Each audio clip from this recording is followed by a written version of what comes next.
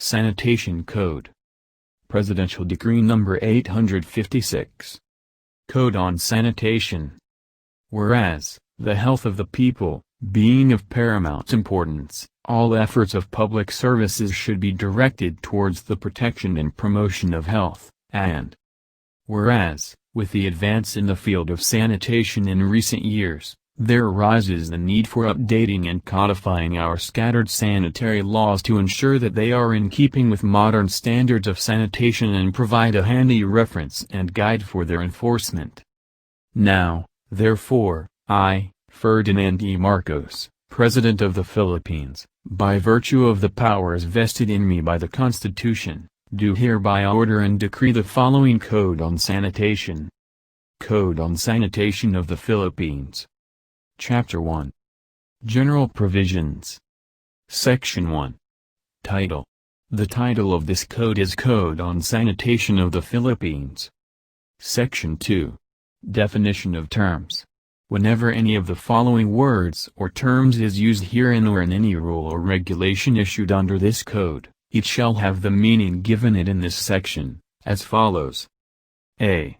Code, Code on Sanitation of the Philippines. B. Department, the Department of Health. C. Secretary, the Secretary of Health. D. Regional Director, an official who heads a regional health office. E. Local Health Authority, an official or employee responsible for the application of a prescribed health measure in the local political subdivision. F. Health Officer, provincial, city or municipal health officer. G. Engineer, a sanitary engineer. H. Section, any section of this code unless the term refers to other statutes which are specifically mentioned. Section 3. Functions of the Department of Health. The department shall have the following powers and functions. A. Undertake the promotion and preservation of the health of the people and raise the health standards of individuals and communities throughout the Philippines. B. Extend maximum health services to the people in rural areas and provide medical care to those who cannot afford it by reason of poverty. C. Develop, administer and coordinate various health activities and services which shall include public health, preventive, curative and rehabilitative programs, medical care, health and medical education services. D. Upgrade the standards of medical practice, the quality of health services and programs to assure the people of better health services. E. Assist local health agencies in developing public health programs including medical care, and promote medical and public health research. F. Issue permits to establish and operate government and private hospitals, clinics, dispensaries, schools of nursing, midwifery, and other paramedical courses, pre-culture centers, clinical laboratories and blood banks. G. Prescribe standard rates of fees for health, medical, laboratory, and other public health services, and H. Perform such other functions as may be provided by law. Section 4. Authority of the Secretary. In addition to the powers and authority of the Secretary which are provided by law, he is likewise empowered to promulgate rules and regulations for the proper implementation and enforcement of the provisions of this code. Section 5. Authority of the Bureau of Directors. The Bureau Directors shall be responsible for staff activities involving the development of plans, programs, operating standards and management techniques in their respective field of assignment. Section 6. Authority of the Regional Directors. The Regional Directors shall administer health functions in their regions, implement policies, standards and programs involving health services, and enforce the provisions of this code and the rules and regulations promulgated by the Secretary under this code. Section 7. Authority of the Health Officers. The health officers shall administer health functions in areas under their jurisdiction and enforce the provisions of this code and the rules and regulations promulgated by the Secretary under this code. Section 8. Miscellaneous Provisions. A. International treaties, agreements and conventions, The Republic of the Philippines recognizes international treaties, agreements and conventions on public health. Their provisions may be considered parts of this code provided they do not contravene the Constitution, existing laws or any provision of this code. B. Rights and proceedings. Any proceeding which has commenced or any right which has accrued upon the effectivity of this code shall not be affected by any of its provisions. However, matters of procedure and rights arising after the date of effectivity of this code shall conform to the provisions hereof. C. Delegation of power and assignment of duty. Whenever a power is granted or a duty is assigned to any public health officer in this code, the power may be exercised by a deputy or agent of the official pursuant to law, unless it is expressly provided otherwise in this code. D. Language required. Any notice, report, statement or record required or authorized by this code, shall be written in English or Filipino. E. Mailing of notices. Unless otherwise expressly provided, any notice required to be sent to any person by any provision of this code, shall be sent through the postal service. The affidavit of the official or employee who mailed the notice is prima facie evidence that the notice was sent as prescribed herein. F. Condemnation and seizure of property. When any property is officially condemned or seized by government authorities in the interest of public health, the owner thereof shall not be entitled to compensation. G. Command responsibility. When a duty is expressly vested in a health officer as provided in this code, it shall be understood that it shall likewise be the concern of the superiors of the health office under the principle of command responsibility. Chapter 2. Water Supply. Section 9. Prescribed Standards and Procedures. Standards for drinking water and their bacteriological and chemical examinations, together with the evaluation of results, shall conform to the criteria set by the National Drinking Water Standards. The treatment of water to render it safe for drinking, and the disinfection of contaminated water sources together with their distribution systems shall be in accordance with procedures prescribed by the Department. Section 10. Jurisdiction of the Department. The approval of the Secretary or that of his duly authorized representative is required in the following cases. A. Sites of water sources before their construction. B. Delivery of water to consumers from new or recently repaired water systems. C. Operation of a water system after an order of closure was issued by the Department. D. Plans and specifications of water systems of subdivisions and projects prior to the construction of housing units thereat, and E. Certification of potability of drinking water. Section 11. Types of water examinations required. The following examinations are required for drinking water. A. Initial examination. The physical, chemical and bacteriological examinations of water from newly constructed systems or sources are required before they are operated and opened for public use. Examination of water for possible radioactive contamination should also be done initially. B. Periodic examination. Water from existing sources is subject to bacteriological examination as often as possible, but the interval shall not be longer than 6 months, while general systematic chemical examination shall be conducted every 12 months or oftener. Examination of water sources shall be conducted yearly for possible radioactive contamination. Section 12. Examining laboratories and submission of water samples. The examination of drinking water shall be performed only in private or government laboratories duly accredited by the Department. It is the responsibility of operators of water systems to submit to accredited laboratories water samples for examination in a manner and at such intervals prescribed by the Department. Section 13. Other protective measures. To protect drinking water from contamination, the following measures shall be observed. A. washing clothes or bathing within a radius of 25 meters from any well or other source of drinking water is prohibited. B. No artesians, deep or shallow well shall be constructed within 25 meters from any source of pollution. C. No radioactive sources or materials shall be stored within a radius of 25 meters from any well or source of drinking water unless the radioactive source is adequately and safely enclosed by proper shielding.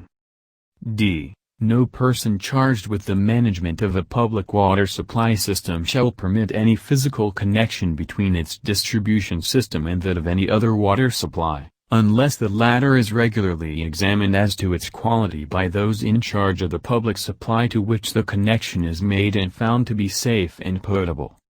E. The installation of booster pump to boost water direct from the water distribution line of the water supply system, where low water pressure prevails, is prohibited. Chapter 3. Food Establishment. Section 14. Sanitary Permit. A. No person or entity shall operate a food establishment for public patronage without securing a permit from the local health office. The term food establishment as used in this chapter means an establishment where food or drinks are manufactured, processed, stored, sold or served. B. Every sanitary permit shall be posted in a conspicuous place of the establishment. C. Fees. The fees payable on applications for permits and upon the issuances, renewal and noting of such certificates shall be in such amounts as the city or municipal authority may by resolution impose. D. Noting of permit. Within 14 days after any change in the ownership or occupancy of any establishment, the new occupant shall apply to the city or municipal health officer to have such change noted in the records and on the permit certificate which he shall produce for the purpose and shall pay the corresponding fee in respect of such noting. E. Record of permit certificates. 1. Every city or municipality shall keep a record of all establishments in respect of which permits have been issued and of all permit certificates and renewals thereof. F. The record shall in every case show the following. I. The name and address of the holder of the permit who in every case shall be the actual occupier of the establishment. 2. The location of the establishment. 3. The purpose or purposes for which the permit has been issued. 4. The date the first permit was issued and the dates of any renewal thereof. V. Every change of occupation and management of the establishment since the first permit was issued, and vi. Conditions under which the permit was issued or any renewal thereof granted. The record shall be available at all reasonable times for inspection by any officer of the Department of Health. Section 15. Health Certificates. No person shall be employed in any food establishment without a health certificate issued by the local health authority. This certificate shall be issued only after the required physical and medical examinations are performed and immunizations are administered at prescribed intervals. Section 16. Quality and Protection of Food. All food must be obtained from sources approved by the local health authority. In this regard, the following requirements are applicable. A. Meats, meat products and fish shall be procured from sources under sanitary or veterinary supervision. B. All meat and fish shall be properly cooked before serving. C. No meat products, fish, vegetables and other food sources shall be procured from sources or areas known to have been affected by radioactivity, as for example, areas contaminated with a very large amount of radioactive fallout. D. Milk and fluid milk products shall be obtained from sources approved by the local health authority. Milk obtained from other sources must be sterilized, pasteurized or otherwise heated. E. Milk shall be stored in a refrigerator. Canned or packaged milk, other than dry milk powders, shall be refrigerated after the container has been opened. F. All perishable and potentially hazardous foods shall be stored at 45 degrees Fahrenheit, 7 degrees Celsius, or below. G. Cooked food intended to be served hot shall be kept at a temperature not lower than 140 degrees Fahrenheit, 680 degrees Celsius. H. Raw fruits and vegetables shall be thoroughly washed before they are used. Section 17. Structural requirements. Food establishments shall be constructed in accordance with the following requirements. 1. No person shall use any room or place for or in connection with the preparation, storage, handling or sale of any article of food (a) which is at any time used or in direct communication with a sleeping apartment or toilet, b. in which any animal is kept, or c. which is or has been used for any purpose which would be likely to contaminate the food or to affect injuriously its wholesomeness or cleanliness, or d. which is not used exclusively for the purpose, provided that in department stores or multi-purpose business establishments, food may be manufactured, prepared, cooked, stored, or sold only in the area set aside exclusively for said purpose and for which a sanitary permit has been issued. 2. No sanitary permit shall be issued for any premises to be used for the preparation, handling and sale of food unless it is constructed in accordance with the following requirements. A. Floors. The floor shall be I. Constructed of concrete or other impervious and easily cleaned material that is resistant to wear and corrosion and shall be adequately graded and drained. All angles between the floors and walls shall be rounded off to a height of not less than 3 inches, 7.62 centimeters, from the floor, or 2. Constructed of wood with dovetailed or tongue and grooved floorboards laid on a firm foundation and tightly clamped together with all angles between the floor and walls rounded off to a height of 3 inches, 7.62 centimeters, or 3. Constructed in accordance with the requirements of subclause I and 2 of this clause and covered with linoleum, smooth-surfaced rubber or similar material fixed to the floor with cement or suitable adhesive, provided that with the approval in writing of the local authority, floors may be covered with carpets or other floor covering in those parts of the premises where such carpets or coverings can be satisfactorily cleaned and maintained. B. Walls. I. The internal surface of walls shall have a smooth, even, non-absorbent surface capable of being readily cleaned without damage to the surface and constructed of dust-proof materials. 2. The walls, where subject to wetting or splashing, shall be constructed of impervious, non-absorbent materials to a height of not less than 79 inches, 2 meters, from the floor. 3. The internal walls shall be painted in light colors or treated with such other wall finish as the health authority may prescribe. C. Ceilings. I. All ceilings or, if no ceiling is provided, the entire undersurface of the roof shall be dust-proof and washable. 2. The ceiling or undersurface of the roof of rooms in which food is prepared or packed or in which utensils or hands are washed shall be smooth, non-absorbent and light-colored. D. Lighting. I. The general standards of illumination provided shall permit effective inspection and cleaning and shall be of sufficient intensity appropriate to the purpose for which any room or place is used. 2. In rooms where food is prepared or packed or in which utensils or hands are washed there shall be a minimum illumination intensity of 20-foot candles. In premises where food is consumed, there shall be a minimum illumination intensity of 5-foot candles. Intensities of illumination shall be measured at a point 30 inches, 76.20 centimeters, above the floor. 3. All lighting shall be reasonably free from glare and distributed so as to avoid shadows. 4. At other areas or working surfaces, the illumination shall be of such intensity as may be required by the health authority. E. Ventilation. I. Ventilation shall be provided which shall be effective and suitable to maintain comfortable condition. 2. The ventilation shall be adequate to prevent the air from becoming excessively heated, prevent condensation and the formation of excess moisture on walls, ceilings, and for the removal of objectionable odors, fumes and impurities. 3. In the absence of effective natural ventilation, mechanical ventilation with airflow from a clean area, and discharging in such a manner as not to create a nuisance, shall be provided. 4.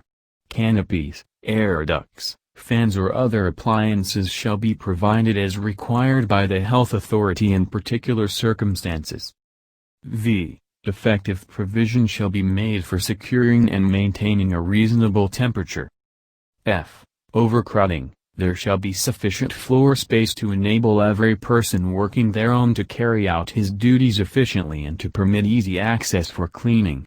Working spaces, aisles or passageways and areas to which customers have access shall be unobstructed and sufficient to permit movement of employees and customers without contamination of food by clothing or personal contact. G. Chain rooms. 1. There shall be provided adequate and suitable lockers or other facilities for the orderly storage of clothing and personal belongings of employees or persons engaged or employed in the premises. Such facilities shall be so situated and arranged so that there is no contamination of food by contact with clothing, and where the number of persons engaged or employed is 4 or more of either sex, there shall be provided separate changing rooms for each sex. H. Wash-hand basins. I. Wash-hand basins shall be installed in convenient places and as near as practicable to where the person for whose use they are provided are working while handling food for sale or in such locations as may be otherwise prescribed in any particular case. 2. If required in writing by the local health authority, an additional wash-hand basin shall be installed as near as practicable to the toilet facilities, provided that the wash-hand basins specified in this code need not be installed in premises where only food in sealed containers is sold, and, provided, further, that wash-hand basins specified in this regulation shall be installed under specifications of the National Plumbing Code of the Philippines. I. Wash-hand basins maintenance. I. An adequate supply of soap, clean towels, roller towels presenting a clean surface to each user from a continuous roller towel dispenser or other hand-drying services approved by health authorities. 2. The wash-hand basin and all hand-washing facilities shall, at all times, be maintained in good repair and in a clean condition. 3. All wash-hand basins shall, at all times, while the premises are being used, be supplied with hot and cold or tempered running water at a minimum temperature of 100 degrees Fahrenheit, 37.8 degrees Celsius. Section 18. Use of food service spaces. A. Food service spaces shall not be used as living or sleeping quarters. B. Clothing or personal effects shall be kept in lockers or in designated places away from food service spaces. C. No animal or live fowl shall be allowed in such spaces. D. Persons not directly connected with food preparation and serving shall not be allowed to stay in food serving spaces. E. Foods in storage or in preparation must not be handled by anyone other than the preparation and serving staff. Section 19. Food handlers. A. No person shall be employed in any food establishment without a health certificate issued by the local health authority. B. Food handlers shall at all times I. Wear clean working garments. The cook shall wear prescribed caps and female employees caps or hairnets. 2. Observe good personal hygiene. 3. Wash their hands thoroughly with soap and water and dry them with a clean or disposable towel or a suitable hand-drying device immediately before working, or after visiting the toilet. Section 20. Vermin control. Vermin, a group of insects or small animals such as flies, mosquitoes, cockroaches, fleas, lice, bedbugs, mice, and rats which are vectors of diseases. A. Spaces where food and drinks are stored, prepared and served shall be so constructed and maintained as to exclude vermin. B. All opening which connects spaces to the outer air shall be effectively protected with screen of non-corrosive wire 16 mesh or finer. Door screens shall be tight-fitting. C. A vermin abatement program shall be maintained in the establishments by their owners, operators, or administrators. If they fail, neglect or refuse to maintain a vermin abatement programs, the local health agency will undertake the work at their expense. D. During dirting or disinfecting operations, all foodstuffs, utensils, food preparation and cleaning equipment shall be covered to protect them from toxic chemical substances. E. Vermin control in public places shall be the responsibility of the provincial, city or municipal governments which have jurisdiction over them. F. The procedure and frequency of vermin abatement programs shall be determined and approved by the local health authority. Section 21. Toilet and washing facilities. A. Adequate and clean toilet facilities for male and female customers and personnel shall be provided in properly located areas. B. Toilet rooms shall not open directly into spaces where food is prepared, stored or served. Where such toilets exist, the doors shall be tight-fitting and self-closing. C. Adequate hand-washing facilities shall be provided within or adjacent to toilet room. D. Facilities shall include hot and cold running water, single-service paper or cloth towel dispenser or drying device and soap or detergent. Section 22. Disposal of refuse. A. Refuse cans may be used in food preparation areas for immediate use only. B. Storage refuse cans, filled and empty, shall be in a designated space separate from food handling operations. C. These cans shall be constructed and maintained as to be vermin-proof and easily cleaned. D. Cans containing refuse shall be tightly covered at all times, except during actual use in food handling areas. E. Holding bins may likewise be used, provided they are constructed of impervious, readily cleaned materials, and fitted with tight-fitting covers. F. Where refuse cans are used, a space separate from the food handling spaces and adjacent to the refuse can storage space shall be provided for cleaning them. This space shall be equipped with scrubbing brushes, cleansing agents, steam or hot water under pressure, and a hose fitted with adjustable nozzle. Section 23. Equipment and utensils. A. They shall be so designed, fabricated and installed so that cleaning is easy and they do not pose health hazards. B. Lead soldered containers and cadmium-lined piping and fixtures shall not be used. C. Surfaces that come into contact with food or drinks shall be constructed of materials that are impervious, corrosion-resistant, non-toxic, easily cleanable, durable and resistant to chipping. D. Sliding doors on cabinets shall be easily cleanable and removable. Runners shall be allotted at the ends to permit removal of dust and debris. The bottom shelves of open-based fixtures shall be removable to facilitate inspection, cleaning and maintenance. Section 24. Washing of utensils. A. They shall be scraped and pre-rinsed to remove food articles. B. They shall be thoroughly cleansed in warm water at 120 degrees Fahrenheit, 49 degrees Celsius, with soap or detergent.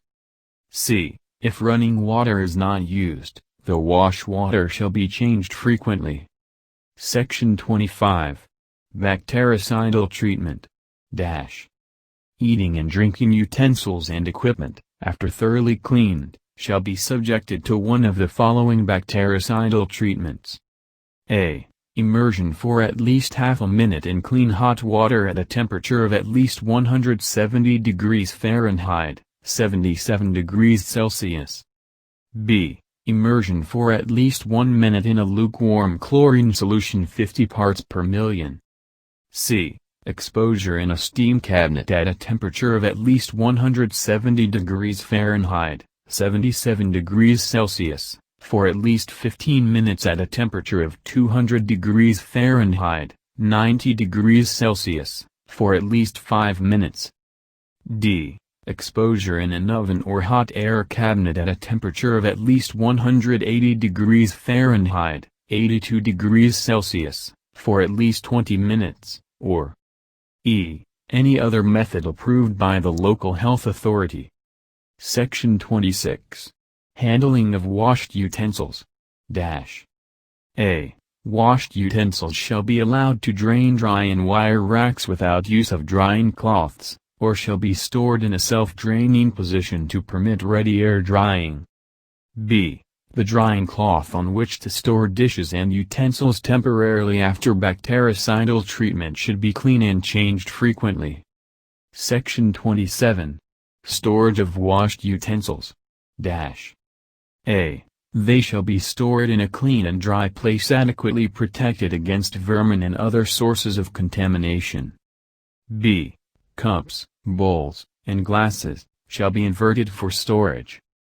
C. When not stored in closed cupboards or lockers, utensils and containers shall be covered or inverted whenever practicable. Utensils shall not be stored on the bottom shelves of open cabinets below the working top level. D. Racks, trays and shelves shall be made of materials that are impervious, corrosion-resistant, non-toxic, smooth, durable and resistant to chipping. E. Drawers shall be made of the same materials and kept clean. Felt-lined drawers are not acceptable, but the use of clean and removable towels for lining drawers is acceptable. Section 28. Dry storage of non-perishable foods. Non-perishable food shall be stored in the following manner. A. Designated spaces, lockers, cupboards, racks, shelves and containers shall be used for storage. B. All spaces, lockers and cupboards shall be constructed of materials of the same quality as used for food preparation and food serving operations. Containers shall be made of metal fitted with tight covers. C. The recommended temperature range for dry stores is 50 to 60 degrees Celsius, 10 to 15 degrees Celsius, except where dry foods for immediate use are stored in the preparation and servicing spaces. Section 29. Refrigerated storage of perishable foods. Perishable food shall be stored in the following manner. A. They shall be kept at or below 45 degrees Fahrenheit, 7 degrees Celsius, except during preparation or when held for immediate serving after preparation. B. When such foods are to be stored for extended periods, a temperature of 40 degrees Fahrenheit, 40 degrees Celsius, is recommended. C. Fruits and vegetables shall be stored in cool rooms. D. Recommended temperatures for perishable food storage are: 1. Frozen foods, not more than 10 degrees Fahrenheit, 2 degrees Celsius. 2. Meat and fish, 32 to 38 degrees Fahrenheit, 0 to 3 degrees Celsius. 3. Milk and milk products, 40 to 45 degrees Fahrenheit, 5 to 7 degrees Celsius.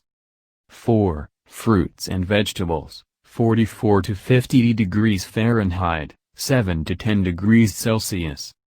E. All refrigerating compartments and refrigerators must be kept clean, in good repair and free from odors. They shall be provided with thermometers with scale divisions not larger than 2 degrees Fahrenheit, 1 degree Celsius. Sufficient shelving shall be provided to prevent stocking and to permit adequate ventilation and cleaning. Section 30. Food servicing operations. These operations should be in accordance with the following requirements. A. Hand contacts with food or drink shall be avoided. Fingers shall not be used to serve butter, ice, or similar items of food. Sugar shall be served in covered dispensers or containers, or in packages wrapped for single service. B. The surfaces of containers and utensils, including glasses and tablewares, which come in contact with food and drink shall not be handled. C. Disposable cups, plates, spoons and other single-service containers and utensils shall be purchased in sanitary cartons and stored in a clean, dry place until used. These articles shall be so handled on removal from the carton that the hand does not touch the surface which will be in contact with food or drink. D. Clean cloths, napkins, spoons, towels, and other cloth equipment shall be stored in clean places designated specifically for them. Soiled linens, including towels, aprons, and coats, shall be stored in a closed bin or a locker, suitably marked. E. Spoons, spatulas, dippers and scoops used intermittently for dispensing frozen desserts shall be kept in running water or in water maintained at 170 degrees Fahrenheit, 77 degrees Celsius, and frequently changed, or they may be washed and stored in a dry place after each use. Constant temperature bottles and other containers used for potable water and other beverages shall be kept clean and given effective bactericidal treatment before and after subsequent use. Section 31.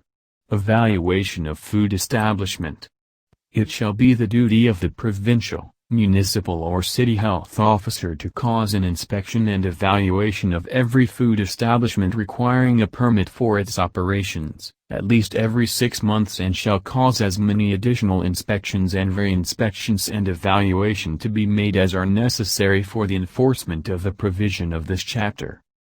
During the inspection or evaluation carried out at least every 6 months, the inspector shall record his findings on an inspection form provided for the purpose and shall furnish the original of such report to the holder of sanitary permit, the manager or occupier of the premises.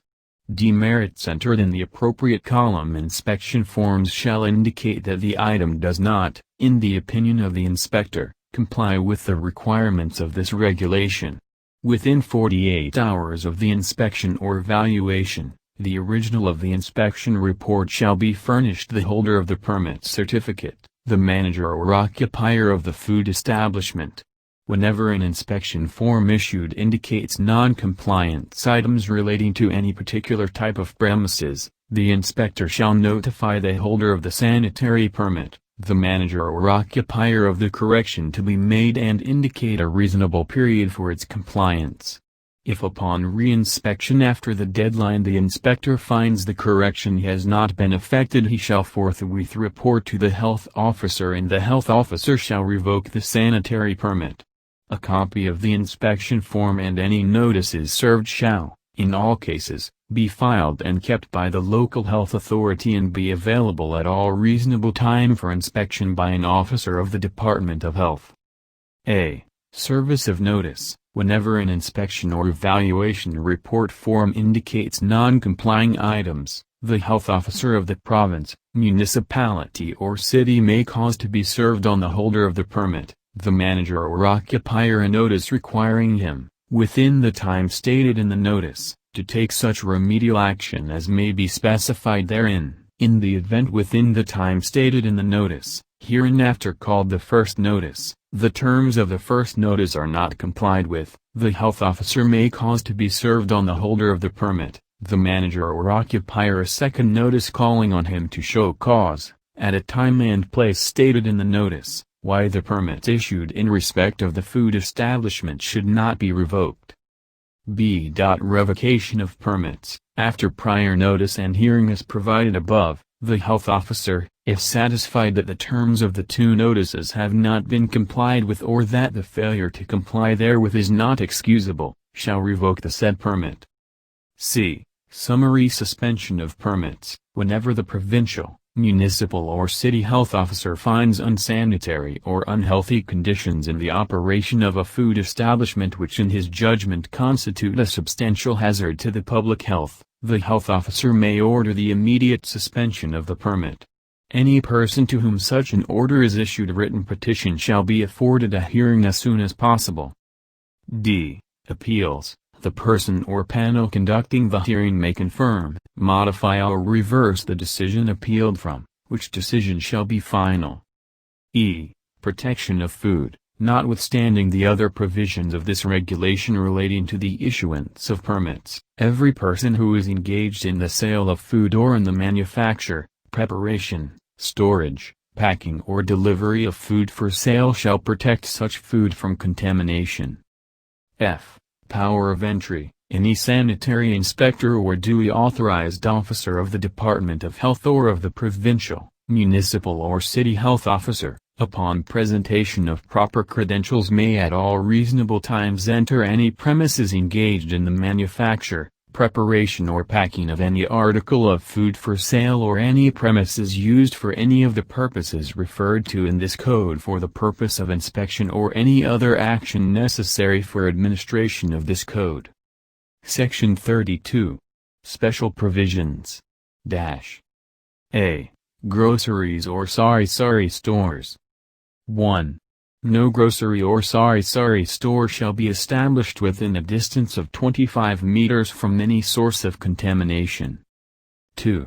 All foods which require no further cooking before they are eaten shall be protected from contamination while in countries or showcases. B. Bakeries. 1. Delivery trucks and carts of bakery products shall always be kept clean and sanitary. C. Dairies. 1. No dairy shall keep unhealthy or infected cows, carabaos or goats for the production of milk, or feed them unwholesome food which produces impure or unwholesome milk. 2. No animals used for the production of milk shall be allowed to graze on land which has been contaminated by radioactivity. 3. No dairy shall sell unwholesome milk that has not been previously pasteurized or otherwise sterilized. D. Ice plants. 1. Only potable water shall be used in the manufacture of ice. 2. In storing and transporting ice intended for public consumption, precautionary measures shall be taken to protect the ice from sources of contamination. E. Ambulant food vendors. 1. These vendors shall sell only bottled food drinks, biscuits and confectionaries. 2. It is prohibited for food vendors to sell food that requires the use of utensils. F. Oyster beds. 1. Oysters shall be planted and grown only in areas approved by the Secretary or his duly authorized representatives and in places duly licensed by the Bureau of Fisheries and Aquatic Resources. 2. Oysters offered for sale, if not originating from approved areas, shall be confiscated and destroyed by the local health authority. G. Fish marketing areas. 1. Only fresh and wholesome fish products shall be sold. 2. Fish caught in radioactive zones as well as in areas contaminated by toxic substances or high in mercury count as determined by the health authorities shall be condemned and not be allowed for public consumption. 3. The selling, distribution and buying of fish caught through the use of explosives and chemicals are prohibited. Section 33. Responsibility of the local health authority. The local health authority shall A. Make periodic inspections to enforce the maintenance of adequate sanitation in food establishments and their premises. B. Take samples of food and drink from any establishments or vendor as often as necessary to determine if they are unwholesome, adulterated, or contaminated by radioactivity. C. Prevent the sale or condemn and destroy food and drinks if these are found unfit for human consumption. D. Seal and prohibit the use of devices, utensils, containers, vehicles, machines, piping and appurtenances if in his opinion they are unsanitary, and E. Enforce the provisions of this chapter in the rules and regulations promulgated by the Secretary. Chapter 4. Markets and Abattoirs. Section 34. Prescribed Standards of Construction. The construction of markets and abattoirs shall conform to standards prescribed by the Department. These standards shall be set along the following guidelines. 1. Suitability of site insofar as elimination of nuisance condition and prevention of contamination are concerned. 2. Availability of ample water supply for cleaning. 3. Accessibility of adequate drainage facilities. 4. Durability of construction to protect vendors and customers from any hazard and exposure to the elements, and 5. Facilities for sanitation maintenance, such as cleaning and elimination of harborages of vermin. Section 35. Responsibility of the local health authority. A. On markets. 1. Make periodic inspections to ascertain the maintenance of adequate sanitary conditions of markets and their premises. 2. Supervise and control the proper care and use of market stalls. 3. Prohibit the construction of living quarters within any market and its premises. 4. Enforce the ban on construction of partitions, sheds or booths within the market area. B. On abattoirs. 1. Supervise the maintenance of adequate sanitation in abattoirs and their premises. 2. Enforce the requirements on the examination of meat as provided in existing laws. 3. Permit the slaughter of animals for public consumption in other designated areas in certain exigencies, provided public health is adequately protected. 4. Supervise the sanitary disposal of all abattoir wastes, and 5. Ensure that only healthy animals shall be slaughtered, and that the method of slaughtering, the techniques of dressing and the storing, handling and transporting procedures are in accordance with prescribed standards. Section 36. Responsibility of local governments and private operators. Local governments and private operators in charge of public or private markets and abattoirs shall employ an adequate number of personnel to ensure their efficient operation and hygienic maintenance. These employees shall be under the direct supervision of the local health authority. Chapter 5. Public Laundry. Section 37. Sanitary Permit. No public laundry shall operate without a sanitary permit from the Secretary or his duly authorized representative. As used in this chapter, a public laundry is a laundry established and operated for commercial purposes, open to the public, and not to an exclusive clientele. Section 38. General Requirements. The construction and operation of a public laundry shall be governed by the following requirements. A. Structural requirements. 1. The site should be distant from sources of nuisance. 2. Only durable construction materials shall be used. 3. Smooth and watertight materials shall be used for flooring. 4. All work rooms shall be properly ventilated and provided with 10-foot candles of lighting. 5. Adequate drying facilities shall be provided and articles for drying protected from sources of contamination. B. Sanitary requirements. 1. Laundry supplies in both liquid and solid state shall be properly stored, prepared and handled. Containers of chemicals shall be properly labeled. 2. Employees shall be provided with potable drinking water, toilets, bathing and washing facilities. 3. Employees shall be provided with lockers for their working garments and street cloths. 4. The plant and its premises and equipment shall be maintained clean and sanitary at all times. Section 39. Special Requirements. The following requirements shall be enforced. A. All articles to be laundered coming from hospitals and infected sources shall be treated by exposure to a sufficient quantity of hot water detergents or by other effective means of disinfection. B. All linen, bedclothes, pajamas, towels, bedsheets, pillowcases, etc. that have come in contact with any form of radioactivity should be isolated in a certain area and monitored by radiation safety personnel before sending these articles for laundry. If any amount of radioactive contamination is found, the affected article should be set aside and the radioactivity allowed to completely decay before said article is sent for laundry.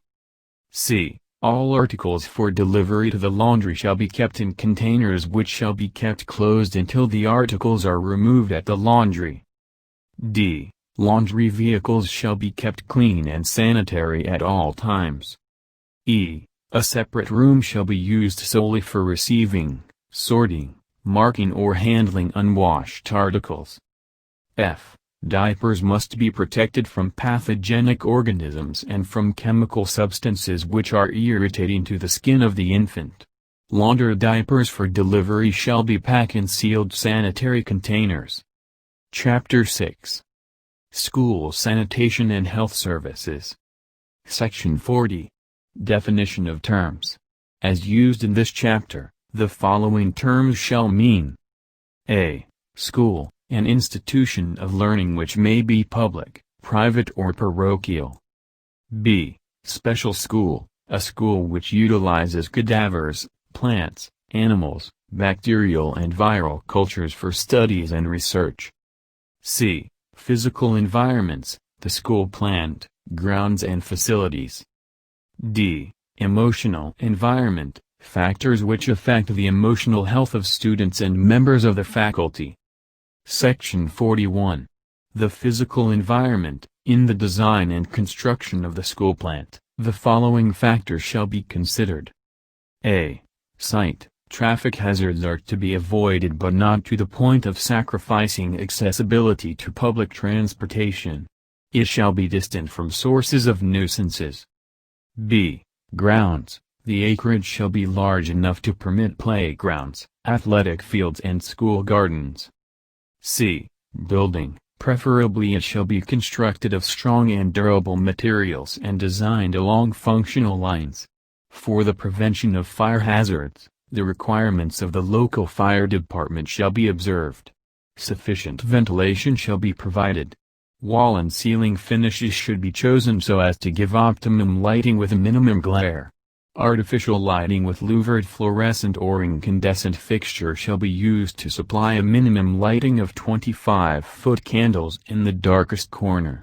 For flooring, suitable materials shall be used which will give maximum durability without creating a slippery surface.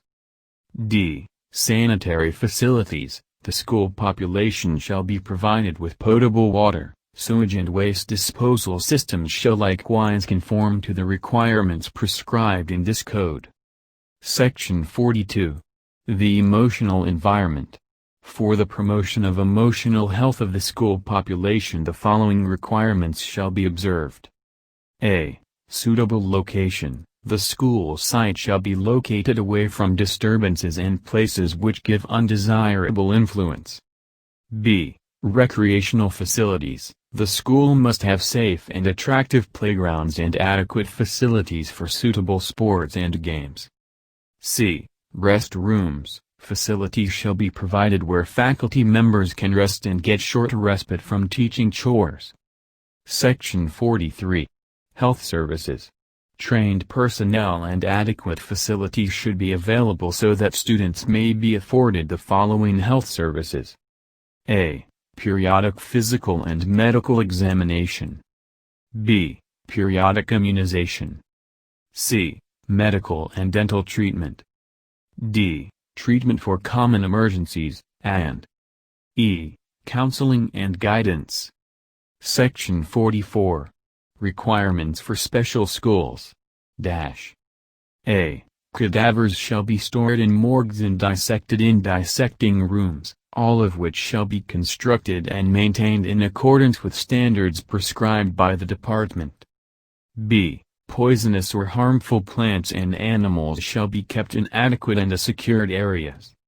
C. Viral and bacterial cultures shall be kept in laboratories under standard security laboratory measures. D. Schools utilizing radioactive materials or sources for study or research should closely conform to the requirements and guidelines given by the Radiation Health Office and the Philippine Atomic Energy Commission concerning radiation protection. Chapter 7. Industrial Hygiene. Section 45. Sanitary requirements for operating an industrial establishment. The following sanitary requirements shall be applicable to industrial establishments. A. No person, firm, corporation, or entity shall operate any industrial establishment without first obtaining a sanitary permit from the Secretary or his duly authorized representatives. B. Industrial establishments shall be allowed to operate only in places or zones assigned for the kind of industry by existing zoning laws, ordinances, or policies. The local health authority shall determine the suitability of location where no zoning law, ordinance or policy exists.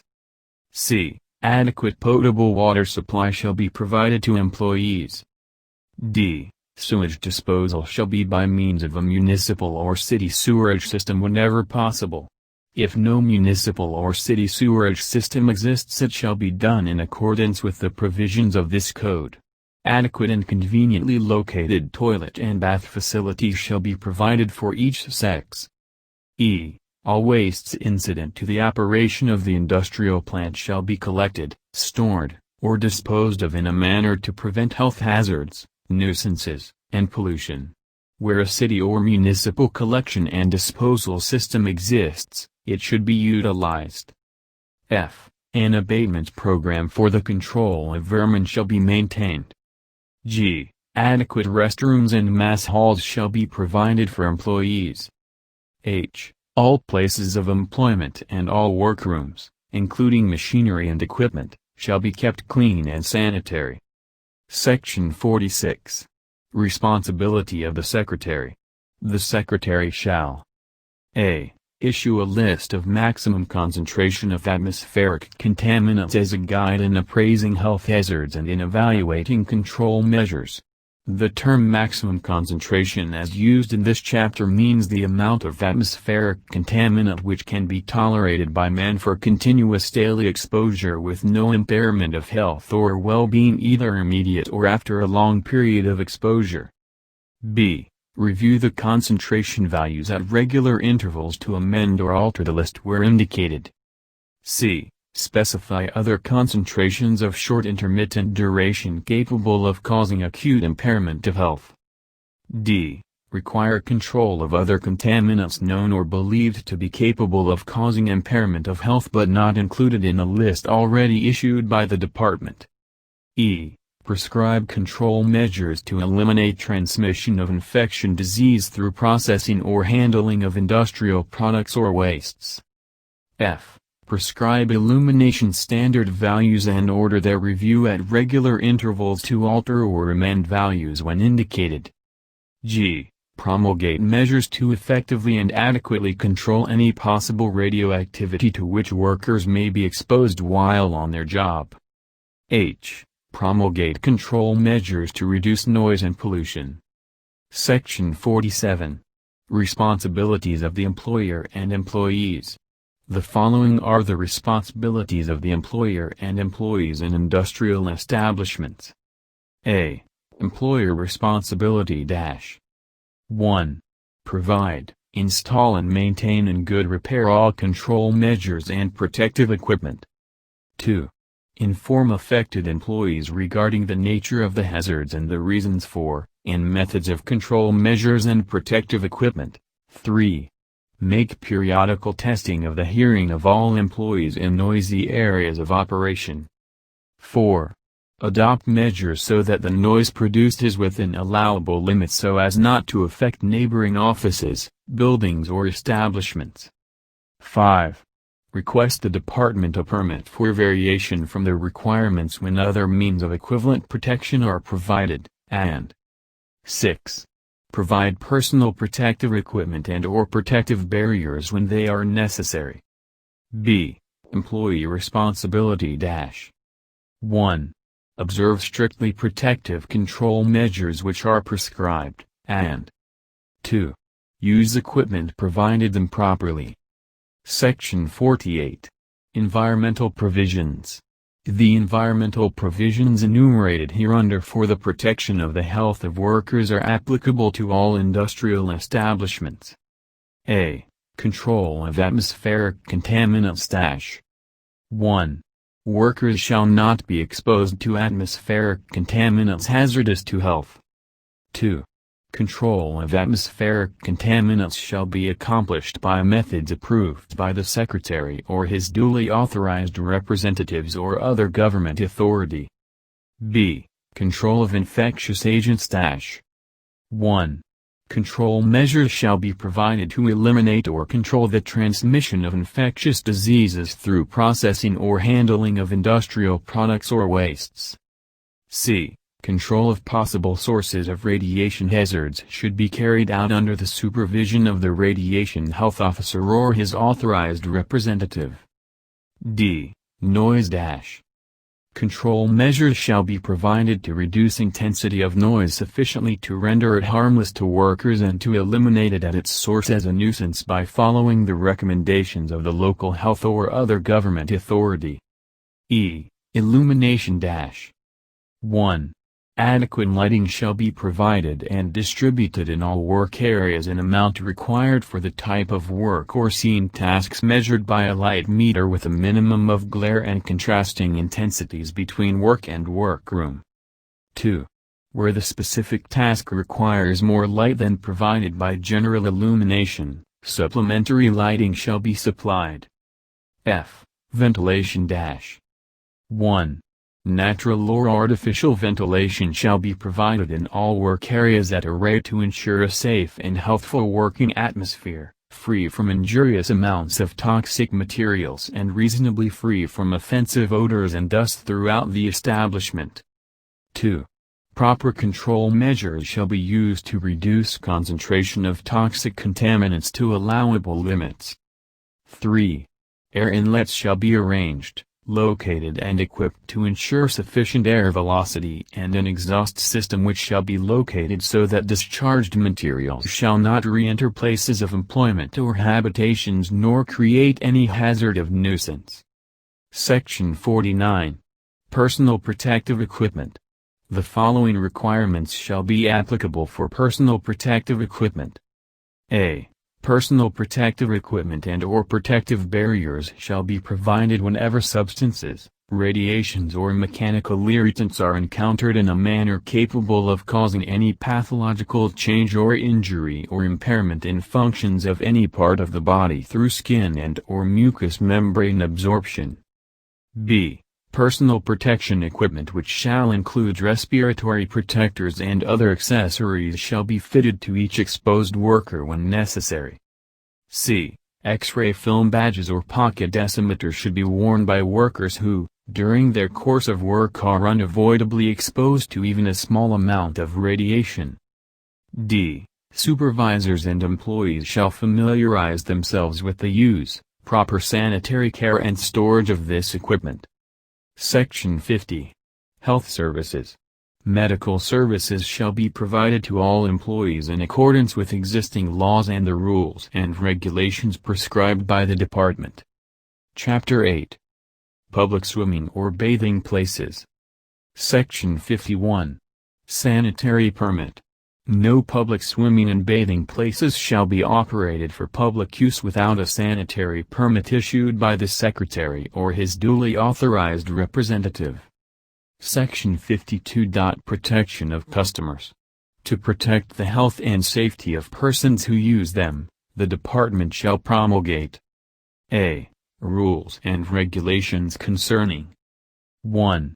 Correct sanitary practices for persons swimming or bathing to prevent the transmission of communicable diseases. 2. Correct sanitary procedures for personnel working in those places to maintain their adequate sanitation and cleanliness of accessories used by customers. 3. Adequate number of trained personnel and necessary equipment needed for life-saving and rescue work. 4. Post conspicuous signs to warn the public of the presence of artificial or natural hazards, and b. Standards and criteria concerning 1. Sanitary structural requisites for swimming pools and bathhouses to prevent pollution of their waters and to facilitate sanitation maintenance. 2. Sanitary structural standards for appurtenances, such as toilets, shower baths and dressing rooms to eliminate the risk of infection. 3. Methods of determining the sanitary quality of water, particularly that which is used in swimming pools, and 4. Criteria to be used in the limitation of swimming or bathing loads of swimming pools in accordance with the type of water treatment applied. Section 53. Responsibility of the local health authority. The local health authority concerned shall a. Inspect the state of sanitation of public swimming or bathing places. b. Ascertain if their personnel are examined regularly for the presence of any infections or contagious disease. c. Enforce rules and regulations of the department under this chapter, and d. Recommend to the department the revocation of their permits when it is deemed necessary for the protection of public health. Chapter 9. Rest areas, bus terminals, bus stops, and service stations. Section 54. Rest areas, bus terminals, bus stops and service station areas with one or more permanent sheds, buildings and service facilities for motor vehicles shall be provided with sanitary facilities for the convenience and personal necessities of the traveling public. A. Rest areas, bus terminals, bus stops and service stations shall be established with ample area to prevent overcrowding of motor vehicles and travelers. B. They shall be provided with adequate ventilation and lighting and away from sources of nuisance. C. Safe and adequate water supply shall be provided in accordance with the provisions of Chapter 2 of this Code. D.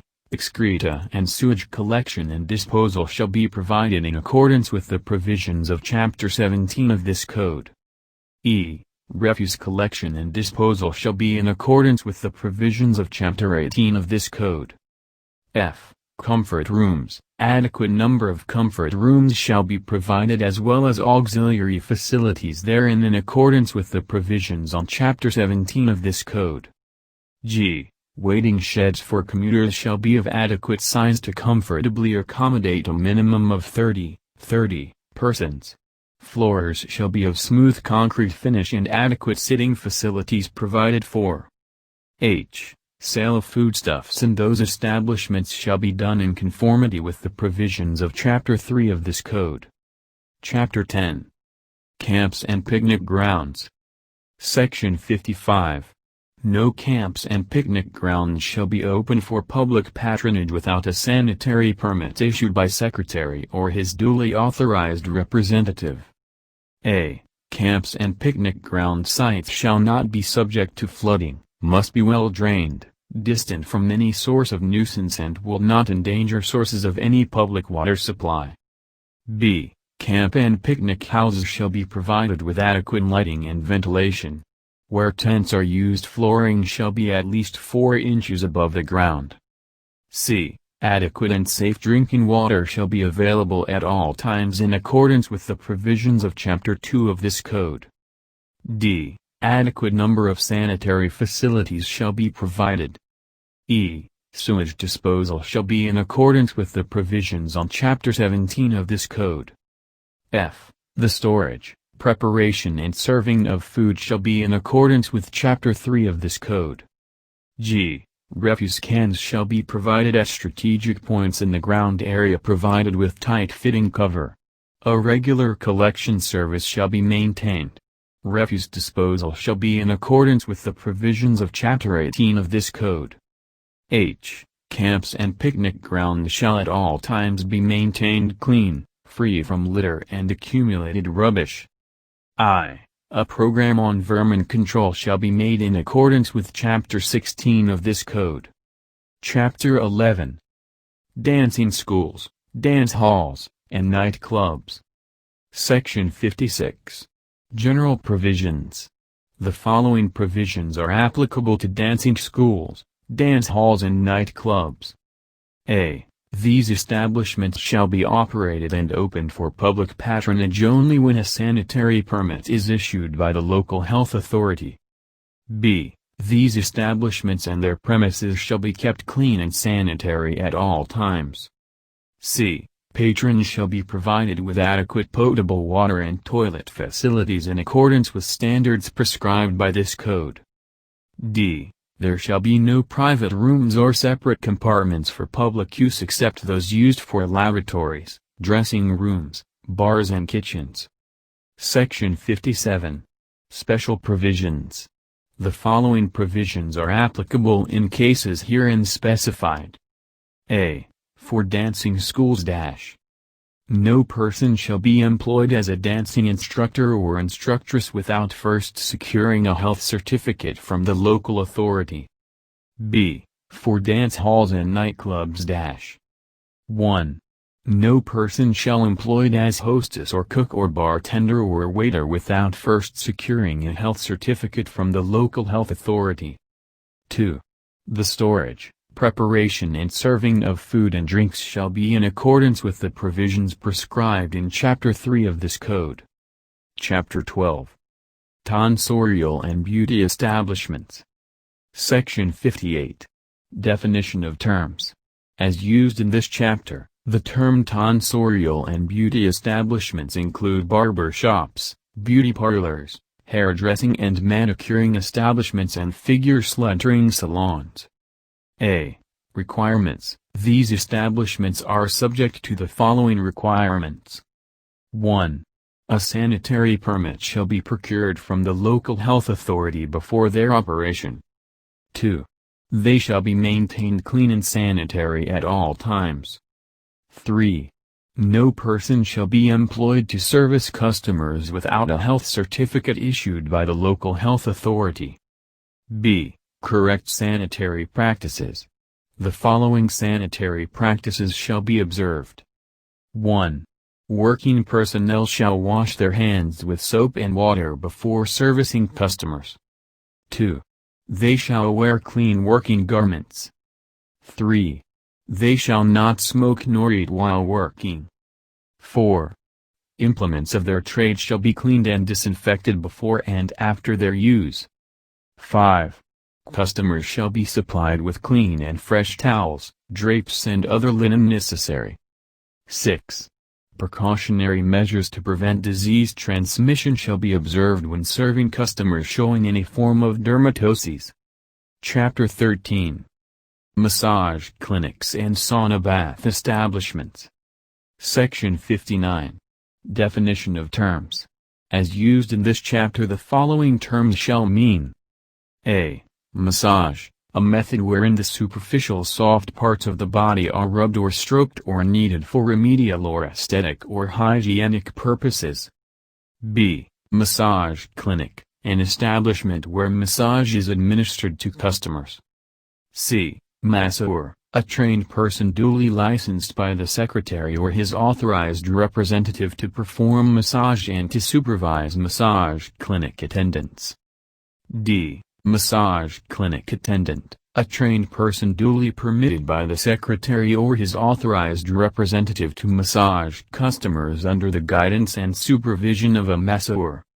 E. Sauna bath establishment, an establishment where customers are exposed to steam which is generated by sprinkling water on hot stones or by some other means. F. Sauna bath attendant, a person who applies the proper technique of giving steam bath to customers. Section 60. Sanitary permit. No person or entity shall operate a massage clinic and/or a sauna bath establishment without first securing a sanitary permit from the local health authority. Section 61. Sanitary requirements. The following requirements shall be enforced. A. Massage clinic. 1. The reception and office rooms shall be properly lighted and ventilated. 2. Every massage room shall be adequately ventilated, provided with a sliding curtain at the entrance and equipped with a suitable and clean massage table. 3. Sanitary and adequate hand washing, bath and toilet facilities shall be available. 4. Customers shall be provided with soap, clean towels, sanitized rubber or plastic slippers. They shall be required to take a thorough bath before massage. 5. Masseur and masseur attendant shall wash their hands with soap and water before and after massaging the customer. 6. The establishment and its premises shall be maintained clean and sanitary at all times. B. Sauna bath establishment. 1. The reception and office rooms shall be properly lighted and adequately ventilated. 2. The sauna bathroom shall be properly lighted, provided with thermometers, and maintained clean and sanitary at all times. 3. Sanitary and adequate hand washing, bath and toilet facilities shall be available. 4. Customers shall be provided with soap, clean towels and sanitized rubber or plastic slippers. Section 62. Personnel. The following requirements shall be enforced. A. Masseur. 1. The person must have a certificate as a registered masseur, issued by the Committee on Examiners for Masseur of the Department. 2. He must possess an up-to-date health certificate issued by the local health authority. 3. The person shall wear a clean working garment when attending to customers or when supervising massage clinic attendants. B. Massage clinic attendant. 1. The person shall be properly registered and authorized by the local health authority to work as massage clinic attendant after compliance with the following requirements. A. Satisfactory completion of a training course or study given by a government office, school or hospital, which is duly authorized and recognized by the department, and B. Up-to-date health certificate issued by the local health authority to include VD clearance secured from any government clinic or hospital. 2. The person must clean working garments when attending to customers. C. Sauna bath attendant. 1. Attendant must possess an up-to-date health certificate issued by the local health authority. 2. The person must wear clean working garments when attending to customers. Chapter 14. Hotels, motels, and apartments, lodging, boarding, or tenement houses, and condominiums. Section 63. Definition of terms. As used in this chapter, the following terms shall mean: A. Hotel, a building where transient guests are received and are supplied with and charged for meals, lodging and other services. B. Motel, a roadside hotel for motorists, usually consisting of private cabins. C. Boarding house, a building where selected persons for fixed periods of time are supplied with, and charged for sleeping accommodations and meals. D. Lodging house, a building where persons are supplied with and charged for sleeping accommodations only. E. Tenement house, a building or a portion thereof which is leased or sold to and occupied as residence by 4 or more families doing their cooking within the premises but living independently of one another although having a common right in the use of halls, stairways, terraces, verandas, toilets, and baths. F. Apartment house, a building containing a number of separate residential suites. G. Condominium, a building with one or more stories composed of multi-unit residential suites under joint ownership of occupants, each unit provided with complete sanitary facilities, utilities and other amenities. H. Establishments, a collective term construed to include items A, 2, G. Section 64.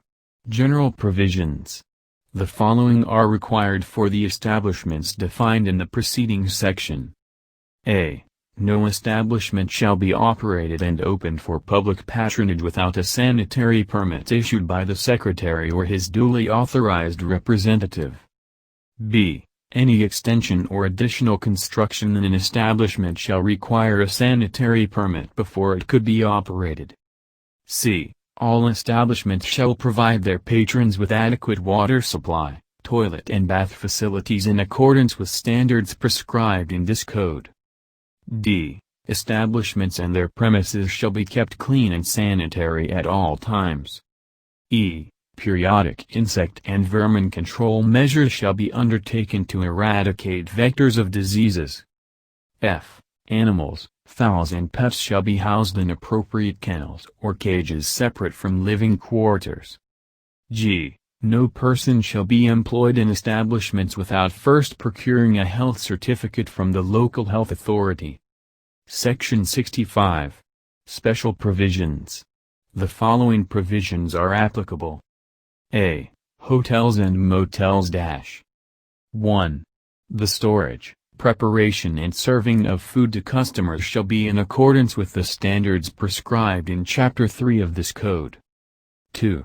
Customers shall be provided with clean linen such as bed sheets, pillowcases, towels and napkins. 3. When rooms or cabins are vacated, their toilets or baths shall be sanitized and clean and fresh linen shall be provided before the room or cabin is rented for occupancy. B. Condominium. The following conditions are applicable. 1. The choice for sites should consider availability of bus and taxi transportation services. 2. Nearness to place of work, schools, police stations and clinics. 3. Availability of low-cost goods. 4. Parking facilities and playgrounds for children. 5. Facilities for refuse disposal and cleanliness of buildings, and 6.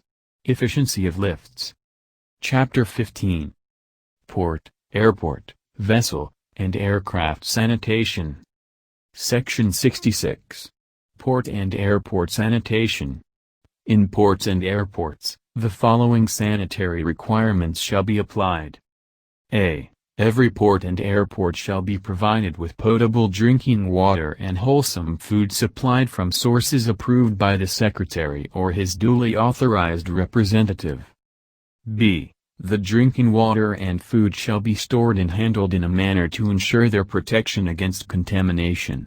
The local health authority shall conduct periodic inspections of equipment, installations and premises, and collect regularly samples of water and food for laboratory examination to determine if they are fit for human consumption. C. There shall be available to as many ports and airports as practicable organized medical and health services with adequate staff, equipment and facilities for the prompt isolation and care of infected persons, disinfection, disinsecting, deriding, laboratory examination, collection and examination of rodents for plague infection, collection of water and food samples for examination. D. The local health authority for each port and airport shall take all practicable measures to keep port and airport installation free of rodents. E. In ports and airports of entry, facilities shall be provided for immunizations required in international travel. F. Every port of entry and the area within the perimeter of an airport of entry shall be kept free from mosquito vectors of yellow fever, malaria and other diseases of epidemiological significance. Section 67. Vessel Sanitation. For the purpose of this section, the provisions of Art. 2 of the Quarantine Regulations promulgated under Section 5 of Republic Act No. 123 shall be applied and enforced. Section 68. Aircraft Sanitation. For the purpose of this section, the requirements in the Guide to Hygiene and Sanitation in Aviation of the World Health Organization are adopted as part of this code. Chapter 16. Vermin Control. Section 69. Definition of terms. As used in this chapter, the following terms shall mean: A. Place, land, building, residence, pier, watercraft, aircraft or any means of conveyance. B. Vermin, a group of insects or small animals such as flies, mosquitoes, cockroaches, fleas, lice, bedbugs, mice and rats which are vectors of diseases. Section 70. General Requirements. A. A vermin abatement program shall be maintained in places by their owners, operators or administrators. If they fail, neglect or refuse to maintain a vermin abatement program, the local health agency will undertake the work at their expense. B. Vermin control in public places shall be the responsibility of the provincial, city or municipal governments which have jurisdiction over them. C. The procedure and frequency of vermin abatement programs shall be determined and approved by the local health authority.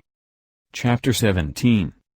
Sewage collection and disposal, excreted disposal and drainage. Section 71. Definition of terms. As used in this chapter, the following terms shall mean: A. Public sewerage system, a system serving 25 persons or more. B. Septic tank, a watertight receptacle which receives the discharge of a plumbing system or part thereof, and is designed to accomplish the partial removal and digestion of the suspended solid matter in the sewage through a period of detention. Its construction shall be in accordance with specifications prescribed in this chapter. C. House sewer, the pipeline conveying sewage from the house or building to the septic tank or to any point of discharge. D. Septic tank absorption bed or drain field, an underground system of pipes leading from the outlet of the septic tank, consisting of open-jointed or perforated pipes so distributed that the effluent from a septic tank is oxidized and absorbed by the soil. E. Effective capacity of a septic tank, the actual liquid capacity of a septic tank as contained below the liquid level line of the tank. F. Effective depth of a septic tank, the actual liquid depth of a septic tank as measured from the inside bottom of the septic tank to the liquid level line. G. Freeboard or airspace of a septic tank, the distance as measured from the liquid level line to the inside top of the septic tank. H. Distribution box, a small concrete receptacle between the septic tank and the drain field from which lines of drain tile extends and which acts as surge tank to distribute the flow of sewage equally to each line of drain tile. I. Approved excreted disposal facilities shall mean any of the following. 1. Flush toilets properly connected to a community sewer. 2. Flush toilets connected to a septic tank constructed in accordance with this chapter. 3. Any approved type pit privy built in accordance with this chapter, and 4. Any disposal device approved by the Secretary or his duly authorized representative. J. Privy, a structure which is not connected to a sewerage system and is used for the reception, disposition and storage of feces or other excreta from the human body. K. Septic privy where the fecal matter is placed in a septic tank containing water and connected to a drain field but which is not served by a water supply under pressure. L. Box and can privy, a privy where fecal matter is deposited in a can bucket which is removed for emptying and cleaning. M. Concrete vault privy, a pity privy with the pit lined with concrete in such manner as to make it watertight. N. Chemical privy, a privy where fecal matter is deposited into a tank containing a caustic chemical solution to prevent septic action while the organic matter is decomposed. Section 72. Scope of supervision of the department. The approval of the Secretary or his duly authorized representative is required in the following matters. A. Construction of any approved type of toilet for every house including community toilet which may be allowed for a group of small houses of light materials or temporary in nature. B. Plans of individual sewage disposal system and the subsurface absorption system, or other treatment device. C. Location of any toilet or sewage disposal system in relation to a source of water supply. D. Plans, design data and specifications of a new or existing sewerage system or sewage treatment plant. E. The discharge of untreated effluent of septic tanks and or sewage treatment plants to bodies of water. F. Manufacture of septic tanks, and G. Method of disposal of sludge from septic tanks or other treatment plants. Section 73. Operation of sewage treatment works. Private or public sewerage systems shall A. Provide laboratory facilities for control tests and other examinations needed. B. Forward to the local health authority operating data, control tests and such other records and information as may be required.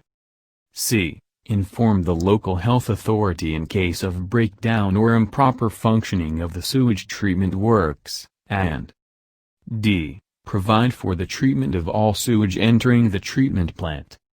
Section 74. Requirements in the operation of sewerage works and sewage treatment plants.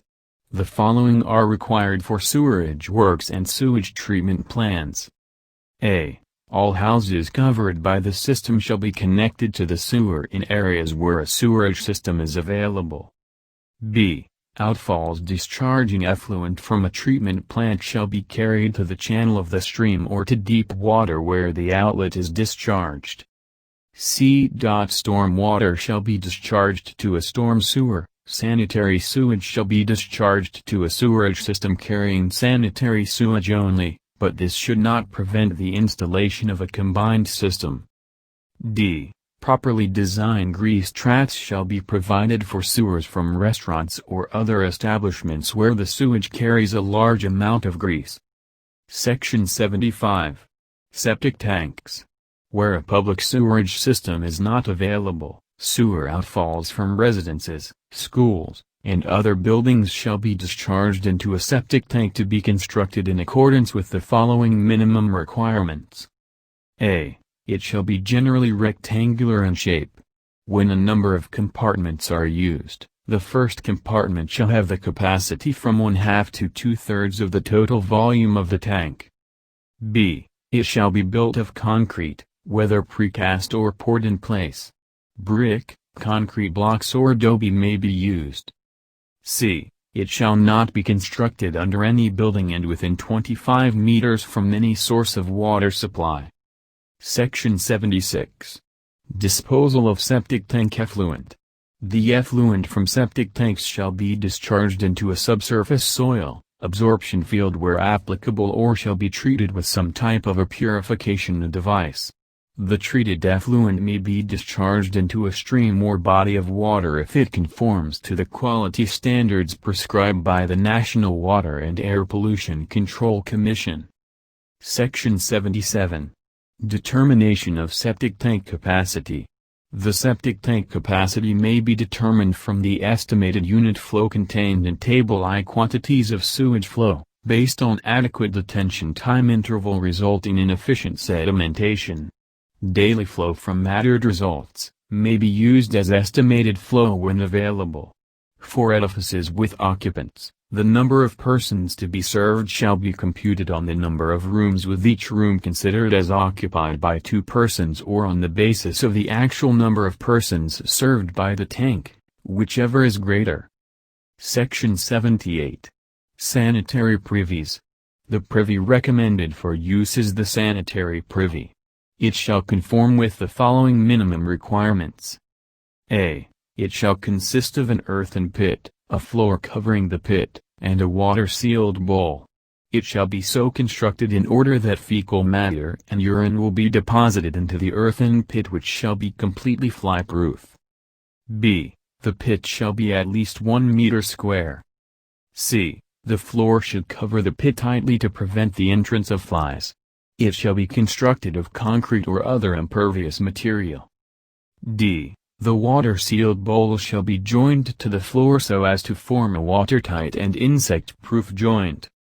E. A suitable building shall be constructed to provide comfort and privacy for the users of the privy.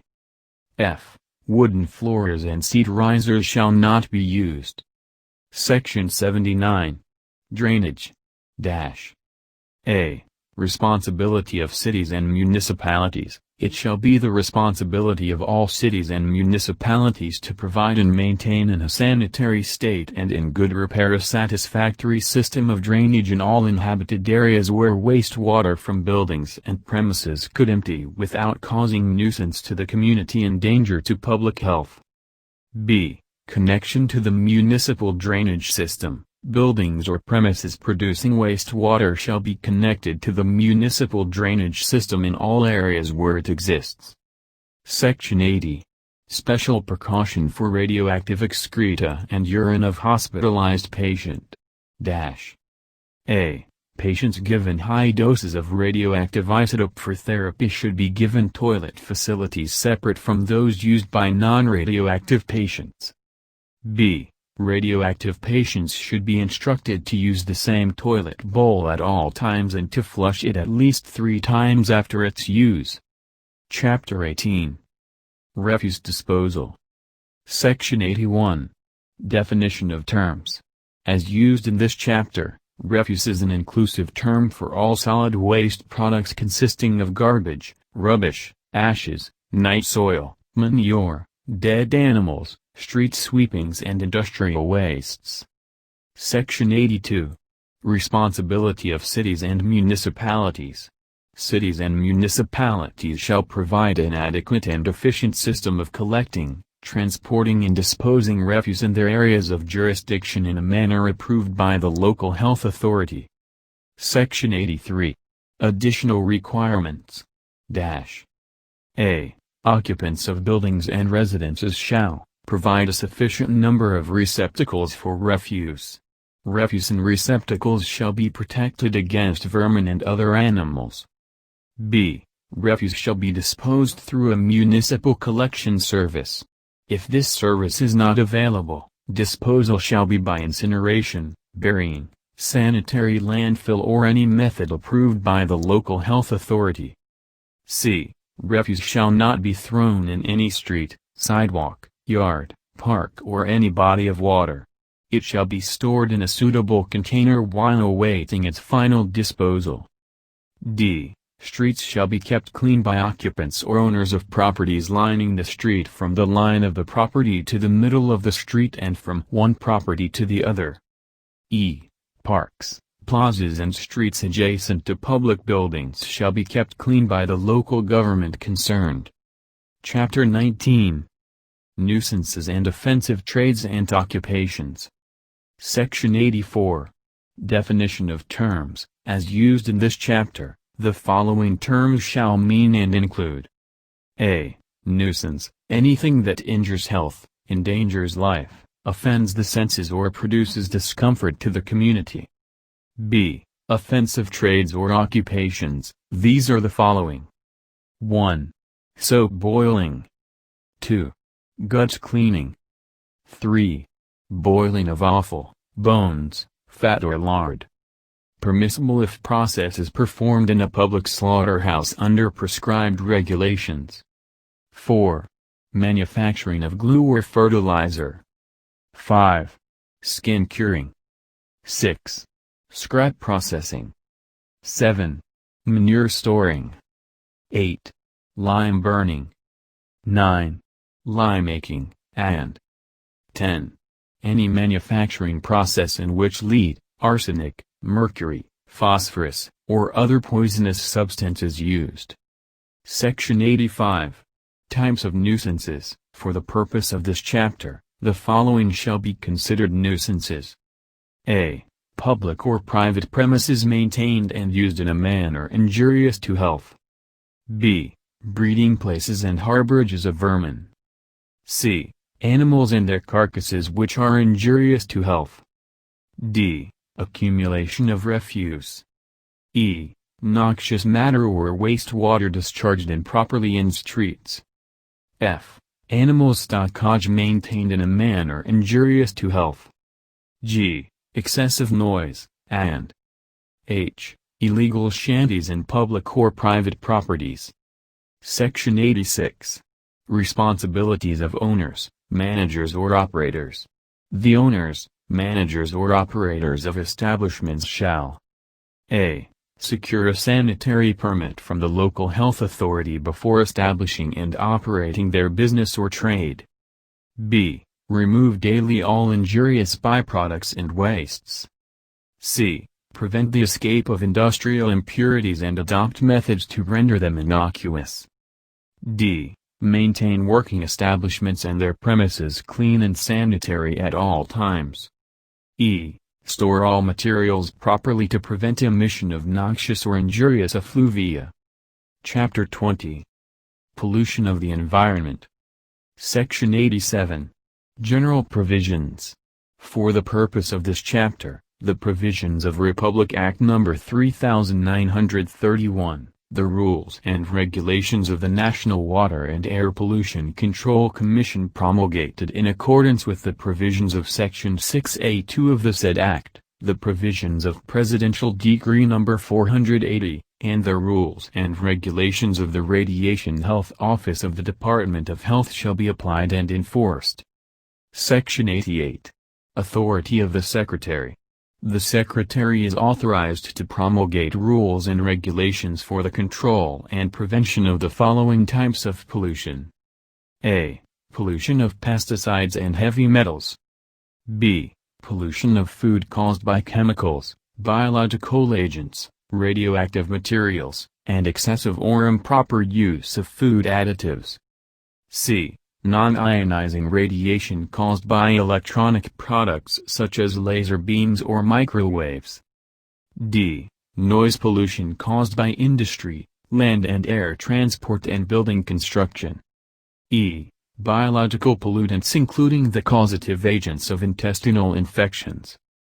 F. Pollution of agricultural products through the use of chemical fertilizers and plant pesticides containing toxic chemical substances and unsanitary agricultural practices, and G. Any other type of pollution which is not covered by the provisions of Republic Act 3931, the rules and regulations of the National Water and Air Pollution Control Commission, the provisions of Presidential Decree No. 480 and the rules and regulations of the Radiation Health Office of the Department of Health which is likely to affect community health adversely.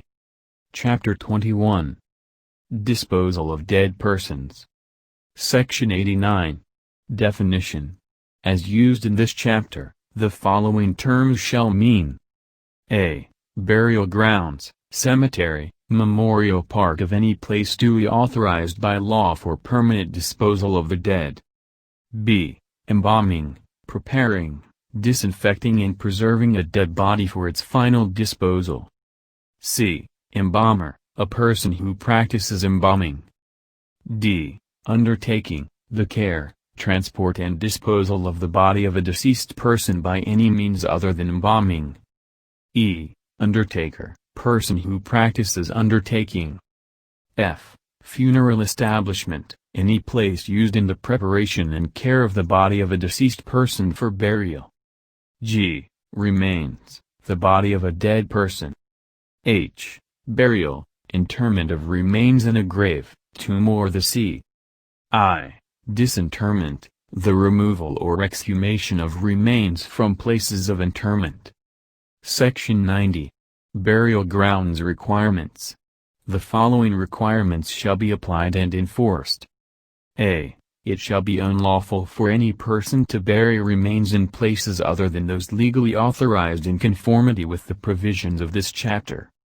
B. A burial ground shall at least be 25 meters distant from any dwelling house and no house shall be constructed within the same distance from any burial ground. C. No burial ground shall be located within 50 meters from either side of a river or within 50 meters from any source of water supply. Section 91. Burial requirements. The burial of remains is subject to the following requirements. A. No remains shall be buried without a dead certificate. This certificate shall be issued by the attending physician. If there has been no physician in attendance, it shall be issued by the mayor, the secretary of the municipal board, or a councillor of the municipality where the death occurred. The death certificate shall be forwarded to the local civil register within 48 hours after death. B. Shipment of remains abroad shall be governed by the rules and regulations of the Bureau of Quarantine. C. Graves where remains are buried shall be at least 1½ meters deep and filled well and firmly. D. The cost of burial of a dead person shall be borne by the nearest kin. If the kin is not financially capable of defraying the expenses or if the deceased had no kin, the cost shall be borne by the city or municipal government.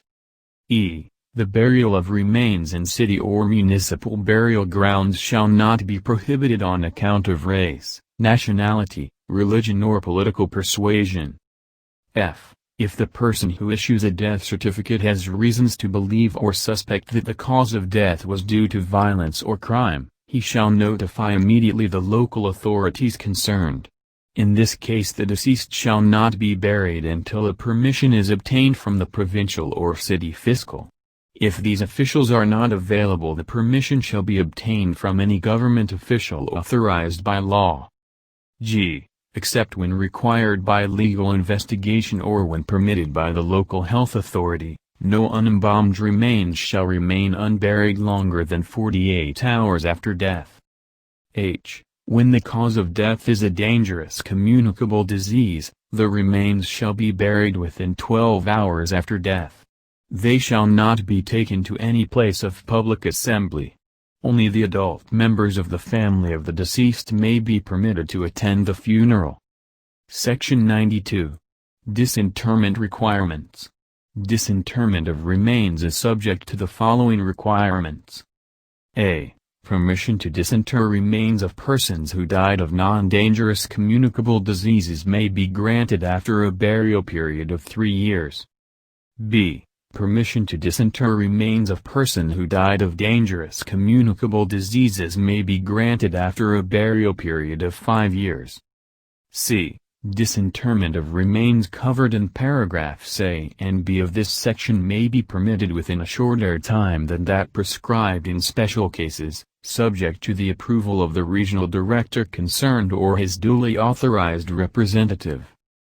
D. In all cases of disinterment, the remains shall be disinfected and placed in a durable and sealed container prior to their final disposal.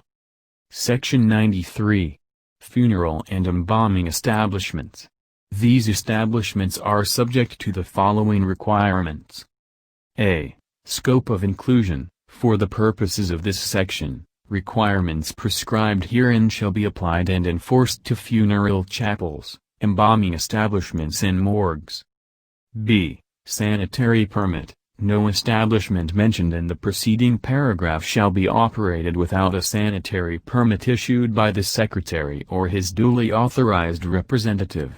This permit shall be revoked in case of any violation of the provisions of this chapter and the rules and regulations promulgated by the Secretary. C. Classification. Funeral establishment shall be classified in three categories which are described as follows. 1. Category I, establishments with chapels, and embalming facilities and offering funeral services. 2.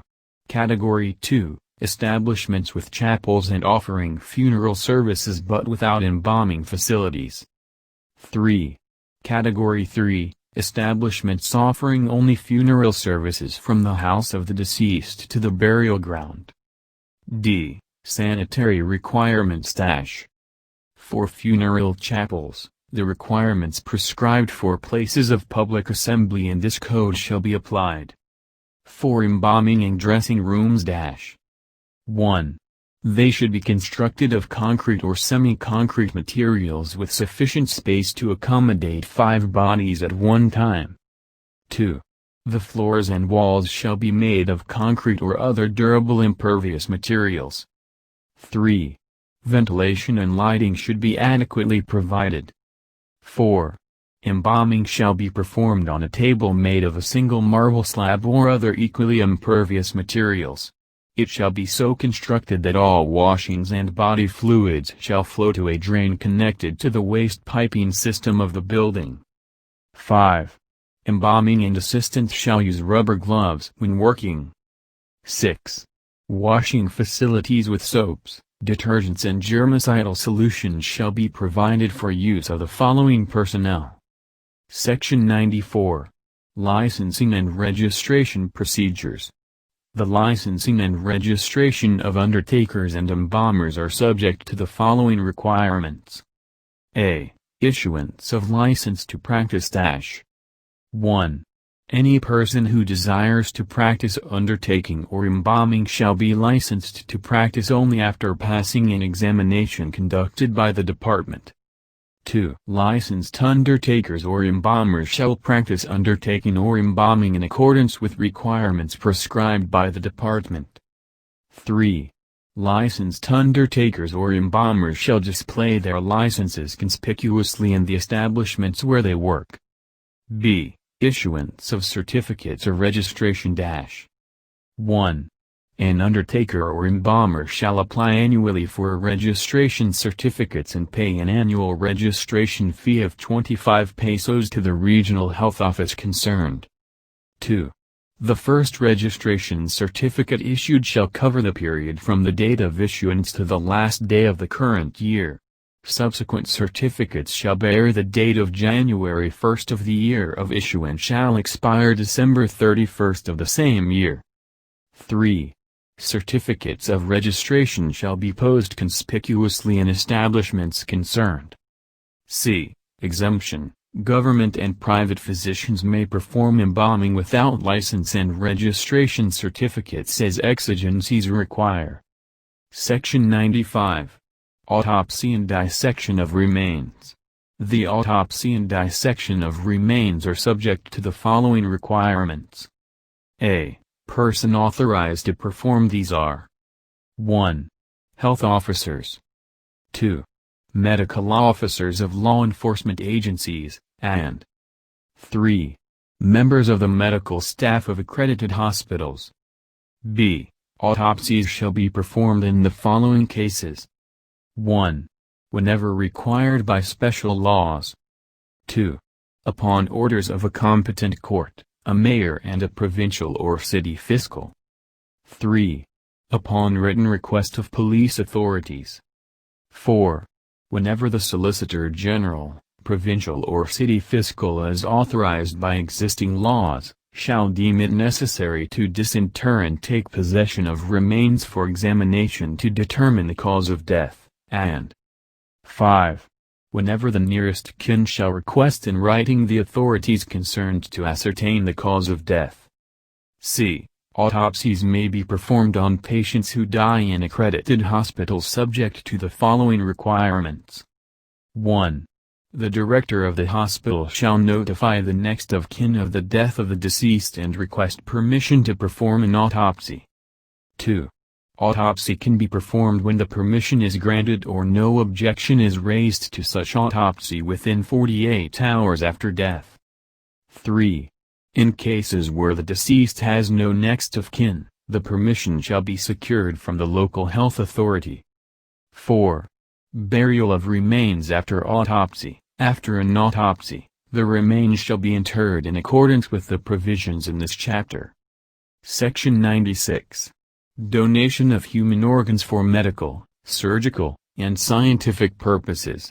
Any person may donate an organ or any part of his body to a person, a physician, a scientist, a hospital or a scientific institution upon his death for transplant, medical, or research purposes subject to the following requirements. A. The donation shall be authorized in writing by the donor specifying the recipient, the organ or part of his body to be donated and the specific purpose for which it will be utilized. B. A married person may make such donation without the consent of his spouse. C. After the death of a person, the next of kin may authorize the donation of an organ or any part of the body of the deceased for similar purposes in accordance with the prescribed procedure. D. If the deceased has no next of kin and his remains are in the custody of an accredited hospital, the director of the hospital may donate an organ or any part of the body of the deceased in accordance with the requirement prescribed in this section. E. A simple written authorization signed by the donor in the presence of 2 witnesses shall be deemed sufficient for the donation of organs or parts of the human body required in this section, notwithstanding the provisions of the Civil Code of the Philippines on matters of donation. A copy of the written authorization shall be forwarded to the Secretary. F. Any authorization granted in accordance with the requirements of this section is binding to the executors, administrators, and members of the family of the deceased. Section 97. Use of remains for medical studies and scientific research. Unclaimed remains may be used by medical schools and scientific institutions for studies and research subject to the rules and regulations prescribed by the Department. Section 98. Special precautions for safe handling of cadavers containing radioactive isotopes. A. Cadavers containing only traces, very small dose, of radioactive isotope do not require any special handling precautions. B. Cadavers containing large amounts of radioactive isotopes should be labeled properly, identifying the type and amount or radioactive isotopes present and the date of its administration. C. Before autopsy is performed, the radiation health officer or his duly authorized representative should be notified for proper advice. The pathologist and/or embalmer should be warned accordingly of the radioactivity of the cadaver so that radiation precautions can be properly enforced. D. Normal burial procedures, rules and regulations may be carried out on the above-mentioned cadavers provided that their amount of radioactivity has decayed to a safe level which will be determined by the radiation health officer or his authorized representative. E. Cremation. If cremation is performed without autopsy, there is no handling problem, otherwise, autopsy precautions should be strictly enforced. Precautions should be taken to prevent any possible concentration of radioactivity at the base of the stack of the crematorium. Section 99. Responsibility of the Regional Director. The Regional Director shall a. Act on applications for the establishment of burial grounds, and b. Close any burial ground which is a menace to public health. Section 100. Responsibility of the Local Health Authority. The Local Health Authority shall a. Administer city or municipal cemeteries. b. Issue permits to inter, disinter or transfer remains. c. Apply prescribed measures when cause of death is due to a dangerous communicable disease. d. Keep records of death occurring within his area of jurisdiction, and e. Authorize the deliver of unclaimed remains to medical schools and scientific institutions for purposes specified in this chapter and in accordance with the rules and regulations of the Department. Section 101. Responsibility of local government. Local governments shall a. Reserve appropriate tracts of land under their jurisdiction, for cemeteries subject to approval of regional directors concerned. b. Utilize judiciously grants, gifts, bequests of property or financial donations for the establishment or improvement of cemeteries, and c. Close cemeteries under their jurisdiction subject to approval of the regional director. Section 102. Penal provisions. A. The Secretary or his duly authorized representative may revoke or suspend the license of an undertaker or embalmer who violates any provisions of this chapter or the rules and regulations promulgated by the Secretary under this chapter. b. Any person who shall engage in the business of undertaking or embalming in violation of any provision of this chapter shall be liable to a penalty of not more than 1,000 pesos for each violation. c. Each day or any part thereof during which any prohibited business or practice is continued shall be deemed a separate violation and subject to the same penalty prescribed in the preceding paragraph. Chapter 22. Final provisions. Section 103. Penal provision. A.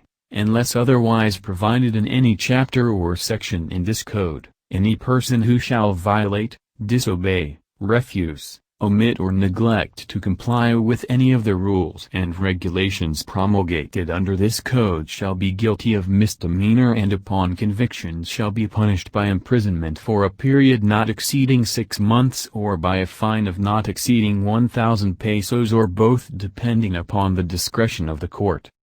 b. Any person who shall interfere with or hinder, or oppose any officer, agent or member of the department or of the bureaus and offices under it, in the performance of his duty as such under this code, or shall tear down, mutilate, deface or alter any placard, or notice, affixed to the premises in the enforcement of the code, shall be guilty of a misdemeanor and punishable upon conviction by imprisonment for a period not exceeding 6 months or by a fine of not exceeding 1,000 pesos or both depending upon the discretion of the court. Section 104. Separability Clause.